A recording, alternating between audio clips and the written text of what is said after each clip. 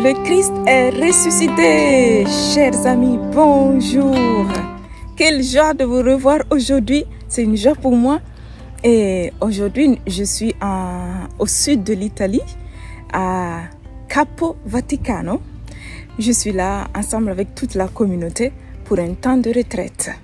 Et j'ai la joie de partager avec vous cette beauté de la nature. Regardez comme c'est merveilleux. Vous voyez ça, c'est un olivier, c'est un champ d'oliviers. C'est des oliviers et qui ont même les fruits, les olives.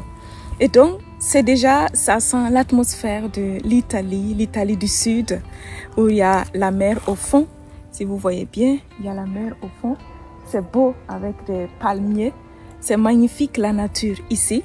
Le jour où vous aurez l'occasion, en tout cas, je vous invite à venir visiter ce beau lieu. Et là, avec cette merveilleuse beauté de la nature, on va prier ensemble la parole de Dieu. Car c'est lui qui nous entoure, c'est lui qui nous encercle avec cette beauté merveilleuse de la nature. Et nous allons proclamer sa parole pour notre vie, car c'est lui qui est la source de vie. Donc, si vous êtes prêts, si vous vous rappelez, donc on est arrivé à Matthieu 10. Donc nous sommes à Matthieu chapitre 10 et le psaume 10. Donc vous pouvez préparer votre Bible et nous allons commencer à proclamer la parole de Dieu à haute voix et pour que mes oreilles puissent entendre, participer à la lecture de la parole. Oui, lorsque je proclame la parole, ma bouche participe, mes oreilles participent. Et donc j'ajoute ma bouche et mes oreilles pour que toute ma vie puisse accueillir ce beau message et porter des fruits et des fruits en abondance. Amen. Donc, si tu es prêt, nous allons commencer à proclamer la parole à Matthieu 10. Donc, comme toujours, notre signaux, tu peux la placer pour le prochain chapitre qui sera Matthieu 11. Donc, prépare déjà ton signaux et place-le pour Matthieu 11, pour la prochaine, pour le jeudi prochain. Voilà. Et nous allons proclamer Matthieu 10. Ayant appelé à lui les 12 disciples, Jésus leur donna pouvoir sur les esprits impurs, de façon à les expulser et à guérir toute maladie et toute largeur. Les noms des 12 apôtres sont les suivants. Le premier, Simon, appelé Pierre, et André, son frère, puis Jacques, le fils de Zébédée, et Jean, son frère. Philippe et Barthélemy, Thomas et Matthieu, le publicain, Jacques, le fils d'Alphée et Thaddée, Simon le zélé et Judas l'Iscariote, celui-là même qui l'a livré. Ces 12, Jésus les envoya en mission avec les prescriptions suivantes. Ne prenez pas le chemin des païens et n'entrez pas dans une ville de Samaritains. Allez plutôt vers les brebis perdues de la maison d'Israël. Chemin faisant, proclamez que le royaume des cieux est tout proche. Guérissez les malades, ressuscitez les morts, purifiez les lépreux, expulsez les démons. Vous avez reçu gratuitement, donnez gratuitement. Ne vous procurez ni or, ni argent, ni menu monnaie pour vos ceintures, ni bessage pour la route, ni de tunique, ni sandales, ni bâton, car l'ouvrier mérite sa nourriture. En quelque ville ou village que vous entriez, faites-vous indiquer quelques-uns d'honorables et demeurez-y jusqu'à ce que vous repartiez. En entrant dans la maison, saluez-la. Si cette maison est digne, que votre paix vienne sur elle. Si elle ne l'est pas, que votre paix vous soit retournée. Et si quelqu'un ne vous accueille pas et n'écoute pas vos paroles, sortez de cette maison ou de cette ville et secouez la poussière de vos pieds. En vérité, je vous le dis, au jour du jugement, il y aura moins de rigueur pour le pays de Sodome et de Gomorrhe que pour cette ville-là. Voici que je vous envoie comme des brebis au milieu des loups. Montrez-vous donc prudents comme les serpents et candides comme les colombes. Méfiez-vous des hommes, ils vous livreront au Sanhédrin. et vous flagelleront dans leur synagogue. Vous serez traduits devant des gouverneurs et des rois à cause de moi, pour rendre témoignage en face d'eux et des païens. Mais lorsqu'on vous livrera, ne cherchez pas avec inquiétude comment parler ou que dire. Ce que vous aurez à dire vous sera donné sur le moment.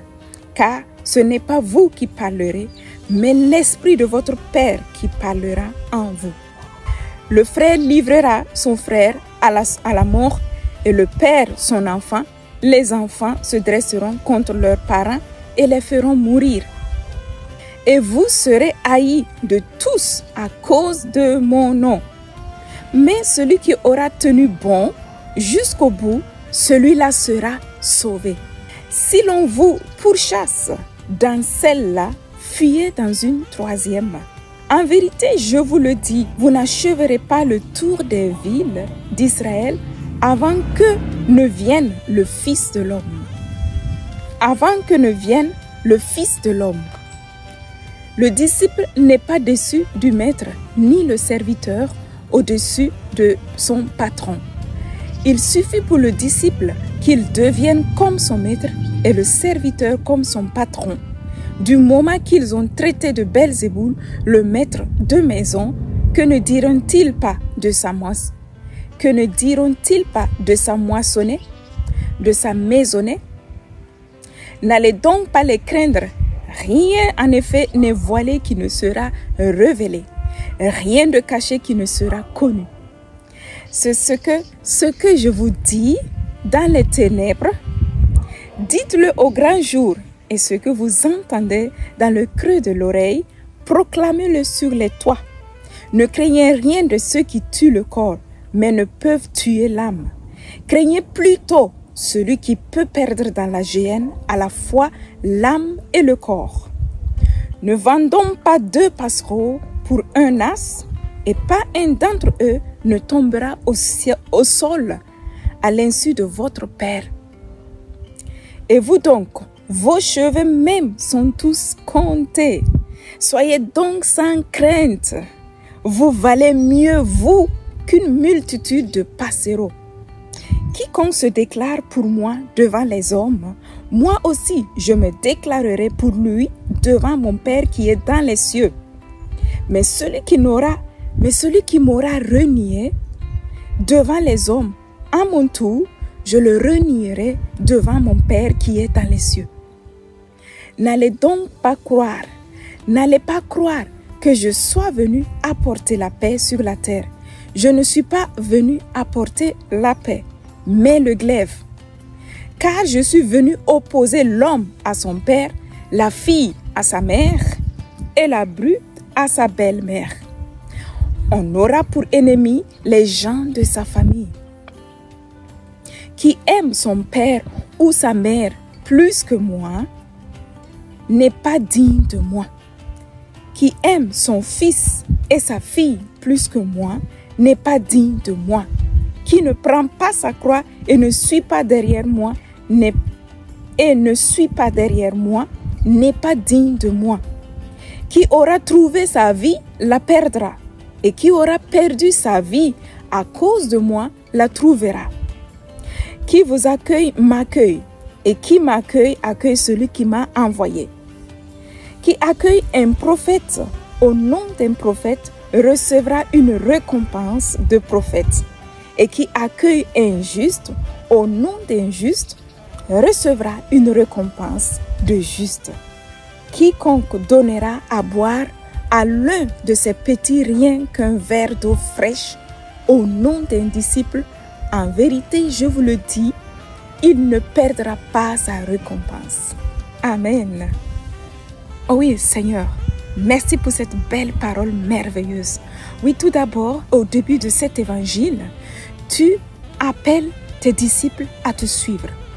Oui, et tu les as appelés par leur nom dans le lieu où ils venaient. Juste après cette liste, je veux placer mon nom, Seigneur. Oui, que tu m'appelles Sylvie, viens et suis-moi. Je ne sais pas où tu es, mon frère et ma soeur. Peut-être que tu es en Côte d'Ivoire, que tu es en train de m'écouter, au Burkina Faso, en Suisse, en Italie, à l'île Maurice, je ne sais où. Mais aujourd'hui, le Seigneur, à la fin de cette liste, le nom des apôtres qu'il a cités des 12, ajoute ton nom à la fin. Le Seigneur t'appelle et t'envoie en mission. Seigneur, tu as envoyé ces 12 en mission d'aller annoncer que tu es le Seigneur. Le Seigneur aussi, toi mon frère et ma soeur, t'envoie en mission. Il t'envoie aller annoncer la bonne nouvelle de la parole où tu es. Il t'envoie en mission dans ta famille. Il t'envoie en mission dans ton lieu de travail. Il t'envoie en mission à la personne qui te met à côté. Nous sommes en mission tout le temps sur cette terre. Oh oui, Seigneur, je veux collaborer pour que ton règne vienne, Seigneur. Je veux collaborer pour que mon frère puisse te rencontrer, pour que ma soeur puisse te rencontrer, pour que mon collègue puisse te rencontrer, pour que chaque personne que tu m'approches, tu envoies à côté de moi, puisse te rencontrer. Mais, Seigneur, tu as dit que de nous attendre aussi aux persécutions, comme tu le dis dans le verset 22. Mais on vous haïra à cause de mon nom. Mais restez persévérants, car ceux qui persévéreront seront sauvés. Oui, merci Seigneur, parce que cette mission dans laquelle tu nous envoies aussi est accidentée par des persécutions. Mais Seigneur, tu nous le dis déjà, que qui persévérera sera sauvé. Seigneur, donne-nous la force de persévérer, de ne pas avoir honte, car tu as dit, qui aura honte de moi sur cette terre, moi aussi j'aurai honte de lui auprès de mon Père qui est dans les cieux. Seigneur, je ne veux pas vivre dans la honte, dans les peurs pour t'annoncer. Donne-moi le zèle et le courage de pouvoir témoigner tout le temps de ton amour pour ma vie à travers un simple sourire, à travers une disponibilité, à travers, Seigneur, la prière que je fais pour eux, à travers l'évangélisation. Je veux utiliser tous les moyens possibles, au Seigneur, pour que tu sois annoncé sur cette terre, Seigneur, dans mon entourage, au Seigneur. Oui, Seigneur Jésus, même si t'annoncer me séparera de mes frères et mes sœurs, Seigneur, donne-moi de rester persévérant. Parce que tu as dit au verset 35, car je suis venu opposer l'homme et son père, la fille et sa mère, la belle-fille et sa belle-mère. On aura même pour ennemis les gens de sa famille. Oh oui, c'est possible. Seigneur, avec toutes les persécutions de ce monde, avec toutes ces nouvelles lois qui sont en train de naître dans ce monde, oui, c'est fort probable que je puisse être aussi persécuté, même à côté, à travers un proche, à travers un familier. Si les lois d'aujourd'hui disent que oui, il faut avorter, l'avortement est permis, pendant ce temps, ta parole dit que tu ne tueras pas ton prochain. Oui, l'avortement, c'est tuer aussi. Seigneur, donne-moi d'être collaboratrice pour ta parole, oh Seigneur. Si par exemple, ta belle-fille est pour l'avortement, il n'est pas chrétien et il accueille l'avortement, les lois de ce monde, c'est normal. Le monde dit que c'est normal, tu peux le faire, il n'y a aucun problème. Et ta belle-fille croit en cela. Pendant ce temps, toi, la belle-mère, tu ne crois pas à cela parce que la parole de Dieu dit, tu ne tueras point. Oui, il y aura quelques séparations entre toi et ta belle-fille, ou entre le père et la fille, ou entre la fille et la mère. Ce sont ces lois, ce sont ces choses qui pourraient même porter à la séparation dans les familles. Et donc, Seigneur, pour la gloire de ton nom, Seigneur, je veux rester sur tes voies, sur tes justes et bons chemins, car tu as les paroles de la vie éternelle, ô Seigneur. Merci, Seigneur, de m'enseigner les paroles de la vie. Seigneur, oui, même si je serai persécuté, je veux persévérer au Seigneur pour que ta loi puisse passer toujours de plus, mais pas certaines lois de ce monde qui vont au contraire de ce que tu dis, Seigneur. Donne-moi de savoir collaborer sans peur, sans honte, de dire et proclamer la vraie vérité que c'est toi. C'est toi, Seigneur Jésus. C'est toi. La parole, c'est toi-même, Jésus. Merci pour ce don merveilleux. Amen. Maintenant, mon frère et ma soeur, tu peux faire aussi ta prière du verset qui t'a touché de plus. Et tu peux faire ta prière. Parce que lorsque nous lisons la parole, le Seigneur nous parle chacun différemment dans notre cœur par rapport à la situation que tu vis. Donc, lis le verset qui t'a touché et prie. Parle avec ton Seigneur comme tu m'as vu à peine parler avec lui, oui, je vais collaborer pour le règne des cieux et laisser de côté la honte, la peur, les peurs de la persécution et tout, les séparations de la famille, d'un proche à cause de la foi en toi. Oui, Seigneur, je veux te suivre. Donc, c'est ton tour de prier. Et ensuite, nous allons continuer pour le psaume 10. Là où tu avais placé ton signe, tu peux passer directement. Tu vois, là, tu arrives très vite. Et tu déplaces ton signe pour le psaume 11 pour la semaine prochaine. Donc, je mettrai mon signe à côté du psaume 11 pour la semaine prochaine, le jeudi prochain. Et donc, si tu es prêt, nous allons proclamer le psaume 10 et prier avec le psaume 10. Pourquoi, Seigneur, restes-tu loin? Te caches-tu au temps de détresse? Sous l'orgueil de l'impie, le malheureux est pourchassé. Il est pris aux ruses que l'autre a combinées. L'impie se loue des désirs de son âme. L'homme avide qui bénit méprise le Seigneur. L'impie arrogant ne cherche point, pas de Dieu. Voilà toute sa pensée. À chaque instant, ses démarches aboutissent. Tes jugements sont trop hauts pour lui. Tous ses adversaires, il souffle sur eux. Il dit en son cœur, je tiendrai bon. Il ne m'arrivera jamais aucun malheur. Malédiction, fraude et violence lui emplissent la bouche. Sous sa langue, peine et méfait. Il est assis à l'afflux dans les roseaux. Sous les couverts, il massacre l'innocent. Des yeux, il épie le misérable. À l'afflux bien couvert, comme un lion dans son fourré. À l'afflux pour ravir le malheureux. Il ravit le malheureux en le traînant dans son filet. Il épie, s'accroupit, se tapit, le misérable tombe en son pouvoir. Il dit en son cœur, Dieu oublie. Il se couvre la face pour ne pas voir jusqu'à la fin. Dresse-toi, Seigneur, ô Dieu, lève ta main, n'oublie pas les malheureux. Pourquoi l'impie blasphème-t-il Dieu? Dit-il en son cœur, tu ne chercheras point? Tu as vu, toi, la peine et les pleurs. Tu regardes pour les prendre en ta main. À toi, le misérable s'abandonne. L'orphelin, toi, tu le secours. Brise le bras de l'impie du méchant. Tu chercheras son impiété. Tu ne la trouveras plus. Le Seigneur est roi pour toujours et à jamais. Les païens ont disparu de sa terre.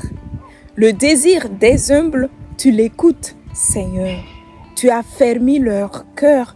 Tu tends l'oreille pour juger l'orphelin et l'opprimé. Qu'il cesse de faire peur l'homme né de la terre. Amen. C'est le verset 17 qui m'a touché. Le désir des humbles, tu l'écoutes, Seigneur. Tu as fermé leur cœur et tu tends l'oreille pour juger l'orphelin et l'opprimé. Qu'il cesse de faire peur l'homme né de la terre. Oui, Seigneur, merci pour cette merveilleuse parole. Tu exauces le désir du cœur de l'homme, Seigneur, de l'homme qui t'écoute, ô Seigneur. Oui, Seigneur, je veux apprendre à t'écouter. À t'écouter comment? À travers ta parole, ô Seigneur.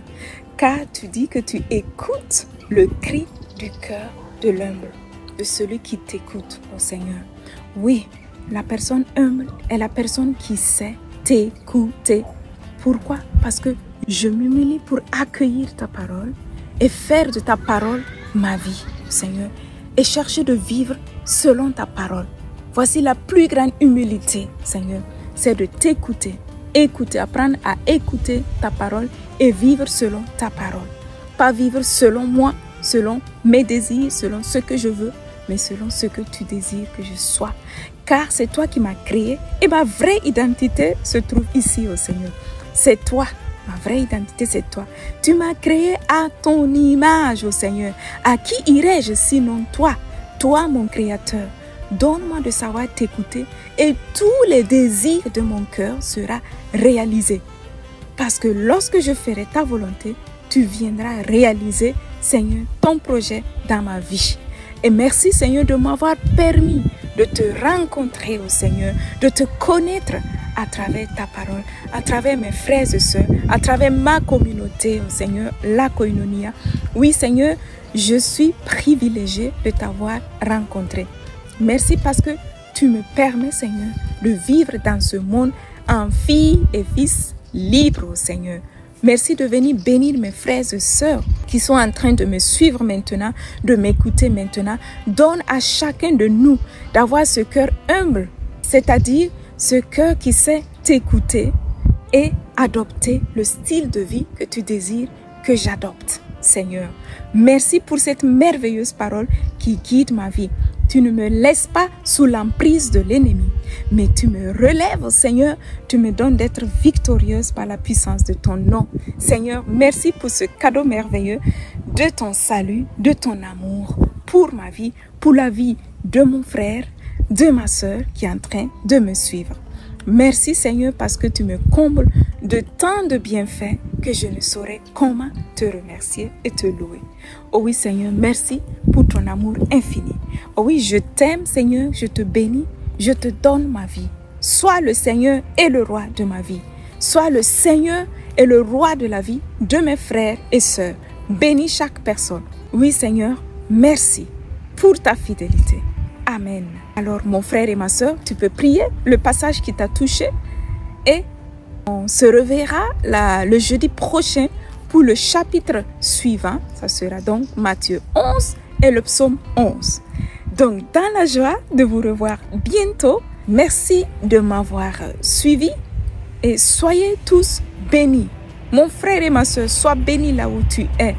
N'hésite pas de manger la nourriture quotidienne qui est la parole de Dieu pour pouvoir grandir en esprit, dans ton esprit. Parce que nous pouvons grandir physiquement, mais faibles, petits bébés spirituellement. Oui, mon esprit a besoin aussi de se nourrir. Donc, comment nourrir mon esprit? À travers sa parole, dans la prière. Aggrappe-toi, mon frère et ma soeur. Aujourd'hui, prends l'initiative de grandir petit à petit, spirituellement, pour que le règne des cieux puisse venir là où tu habites. Amen. Merci beaucoup et à tout bientôt. À la semaine prochaine. Au revoir. Au revoir.